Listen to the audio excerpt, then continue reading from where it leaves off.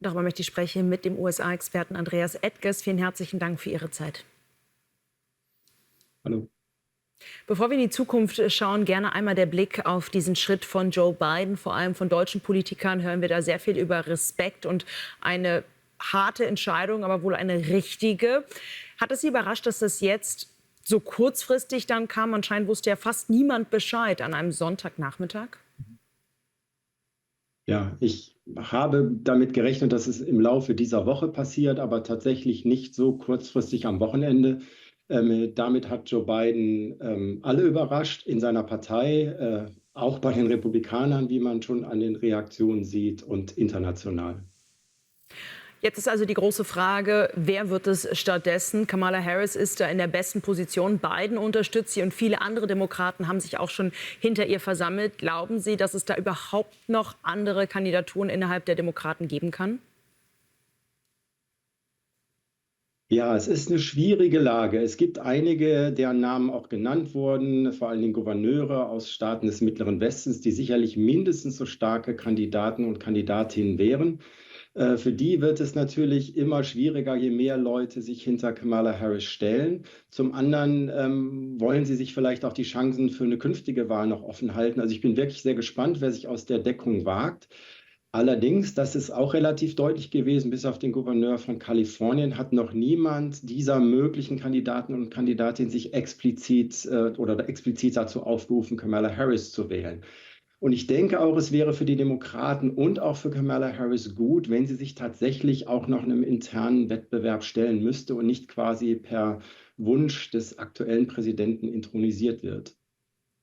Jetzt hat sich Donald Trump in letzter Zeit auch schon an Kamala Harris abgearbeitet. Ist das auch eine Art Taktik, weil man die Sorge hat, Harris könnte ihn schlagen? Welche Chancen hat sie?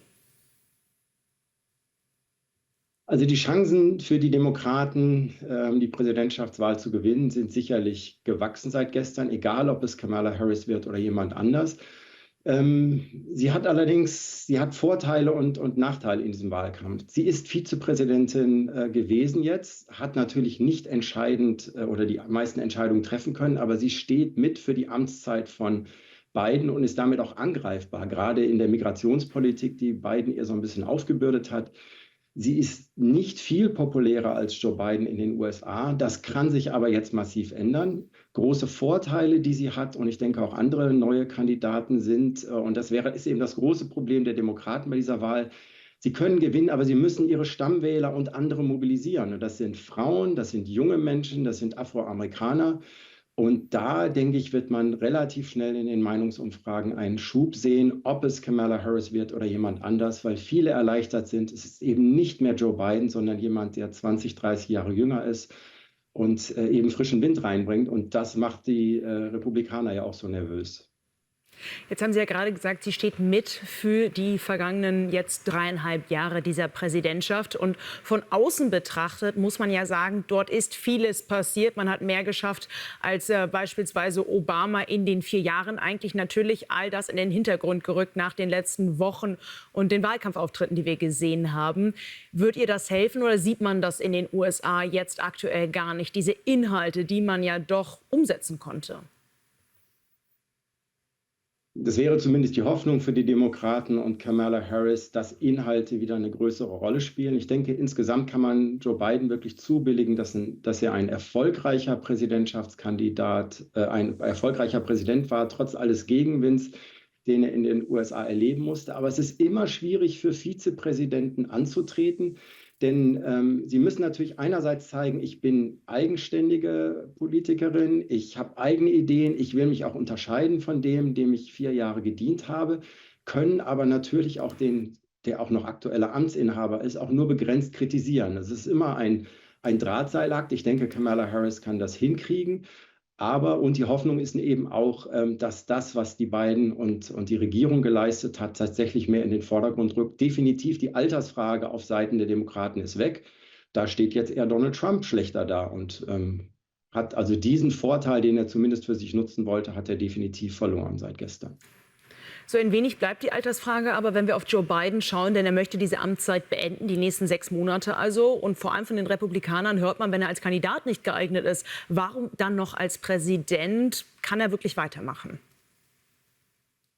Ja, er kann definitiv weitermachen, er muss weitermachen, er sollte weitermachen. Die Republikaner versuchen natürlich jetzt mit allen Mitteln Stimmung zu machen gegen das, was passiert ist. Erst haben sie Biden die ganze Zeit auch gewünscht, in gewisser Weise, er ist zu alt, er kann es nicht. Er kann es zumindest nicht mehr 4 weitere Jahre. Natürlich kann er das bis zum Ende der Amtszeit weitermachen. Er sollte es machen. Das ist auch angesichts der vielen internationalen Krisen absolut notwendig. Joe Biden hat einen sehr ehrenwerten Schritt getan, der ihm schwer gefallen ist, wie man ja über Wochen beobachten konnte. Und das Rennen ist neu eröffnet. Das ist jetzt kein einfacher Sieg für die Demokraten. Das wird weiterhin schwierig sein.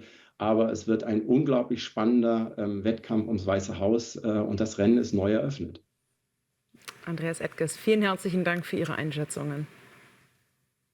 Gerne.